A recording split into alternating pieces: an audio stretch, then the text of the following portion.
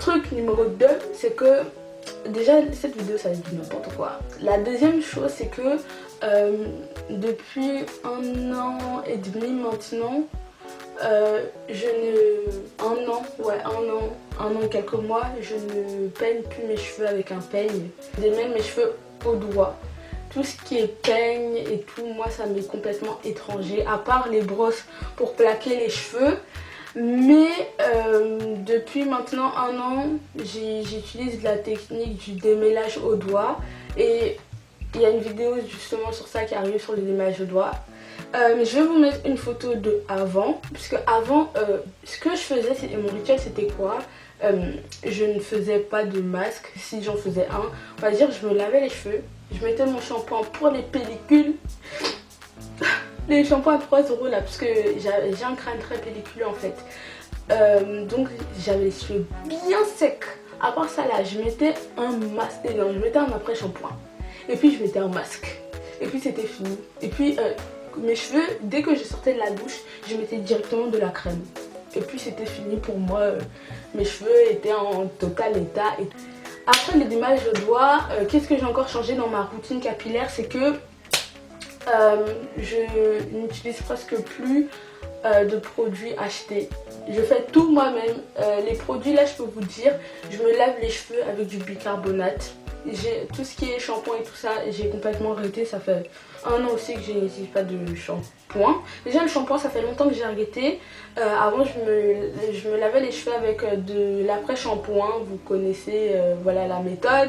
Si vous voulez que je fasse une vidéo sur ça, mettez dans les commentaires des commentaires cœur.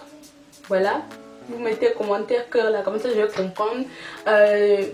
Je disais donc je me lavais les cheveux avec de l'après-shampoing. Après l'après-shampoing j'ai complètement arrêté puisque j'ai des pellicules grasses. Et donc c'est assez difficile à gérer. Maintenant ça fait quelques mois, je me lave que les cheveux avec du bicarbonate. Et si vous voulez aussi une vidéo sur ça, puisque j'ai pas envie que la vidéo fasse 15 minutes, dites-le moi dans les commentaires. Bicarbonate, une crème de chez Cantu. J'utilise du karité. Je fais mes masques pour les cheveux avec de l'œuf, de la mayonnaise et de l'huile d'olive. Et après je mets du karité. Là il faut savoir que là mes cheveux voilà.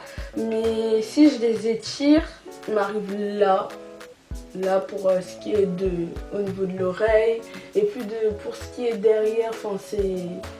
Voilà, mes cheveux en 1 an ont beaucoup poussé et la texture a beaucoup changé. Pour moi, jamais de ma vie je devais avoir des bouclettes quand ils sont mouillés et tout ça. Et dès du moment où j'ai compris le fonctionnement, comment mes cheveux étaient, en fait ce qu'il faut d'abord c'est comprendre son cheveu pour le guérir. C'est comme, on peut pas te donner des médicaments si on ne connaît pas la maladie. C'est le même concept. Il faut comprendre ton cheveu, il faut comprendre comment et pourquoi ton cheveu est malade.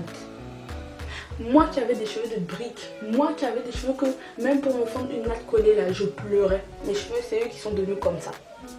Avant, il y a quelques minutes de cela là, j'avais un chignon. Jamais de la vie l'année dernière j'aurais pu changer de coiffure du tac au tac comme ça. Jamais de la vie, il fallait que je galère, je réfléchisse comment je vais faire une semaine à l'avance, il faut que je me lave les cheveux, nanani nanana. Moi avant j'avais une seule coiffure par semaine. Maintenant je peux me permettre de faire plusieurs coiffures, même de changer en cours, comme ça j'ai un élastique et tout, nanani nanana. Donc s'il vous plaît, arrêtez d'avoir le goal de la fille aux cheveux bouclés. Et même si on dit que les adoucissants ou les texturizers ne sont pas des défrisants, c'est la même chose en fait, c'est le même concept. Chaque mois on doit renouveler le truc, chaque mois on doit refaire les racines. Et après le cheveu n'est plus aussi authentique, il n'est plus aussi naturel. Donc j'espère que vous m'avez compris pour cette vidéo et je vous ai dit j'ai plein de vidéos qui arrivent et n'hésitez pas à me dire ce que je peux améliorer, ce que je peux changer sur mes vidéos et tout, nanani nanana. Et oui, et surtout n'oubliez pas de me suivre sur Instagram parce que vous là vous êtes sur ma chaîne mais vous n'êtes pas sur Instagram. Sur Instagram c'est hélène.nkm et sur Snapchat qui est hélène au milieu là 557. Ne me demandez pas pourquoi c'est comme ça parce que je sais pas.